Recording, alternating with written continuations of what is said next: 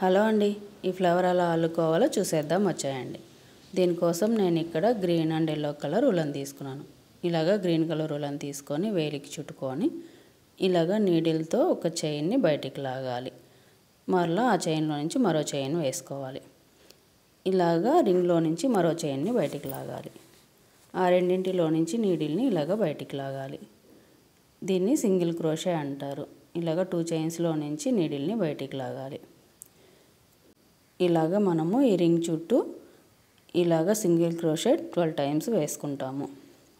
ఇలాగ థ్రెడ్ని అడ్జస్ట్ చేసుకుంటూ ఇలా 12 టైమ్స్ కంప్లీట్ చేసుకోవాలి.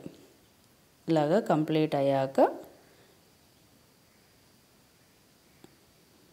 ఇలా థ్రెడ్ని దగ్గరగా లాగి ఇక్కడ ఫస్ట్ ఉన్న చైన్లో నుంచి ఇలాగ స్లిప్ స్టిచ్ వేసుకోవాలి. ఈ చైన్లో నుంచి ఇలాగ థ్రెడ్ని బయటికి లాగేసి స్లిప్ స్టిచ్ వేసుకోవాలి. మరో చైన్ వేసుకొని ఇలా థ్రెడ్ని కట్ చేసి ఇలాగా బ్యాక్ సైడ్ దాన్ని కవర్ చేసుకోవాలి.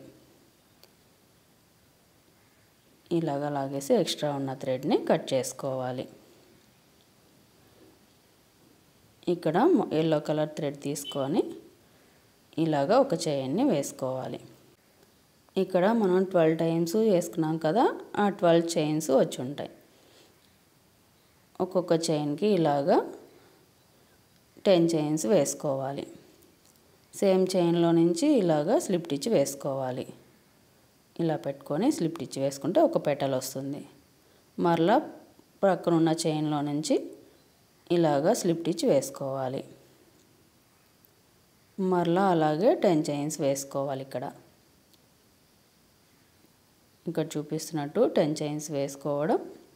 ఇలాగా అందులో నుండే ఆ చైన్లో నుండే ఇలాగా స్లిప్ స్టిచ్ వేసుకోవాలి.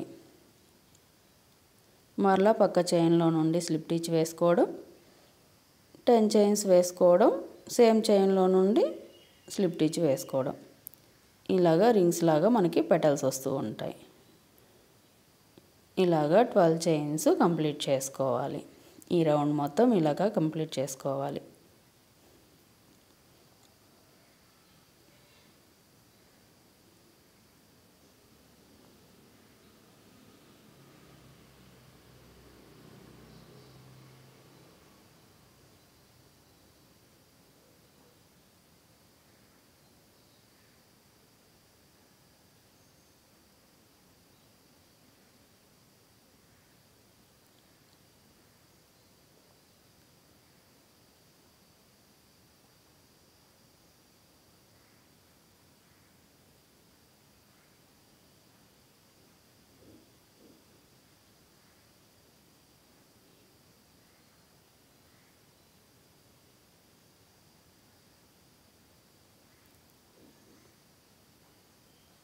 మరో చైన్ వేసుకొని థ్రెడ్ కట్ చేసుకొని ఇలాగా బ్యాక్ సైడ్కి కవర్ చేసుకోవాలి.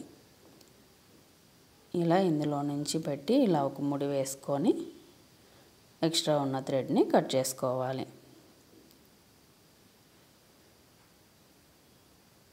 ఇలా కట్ చేసుకొని ఇక్కడ పెటల్స్ని అడ్జస్ట్ చేసుకుంటే మనకి ఫ్లవర్ రెడీ అవుతుంది.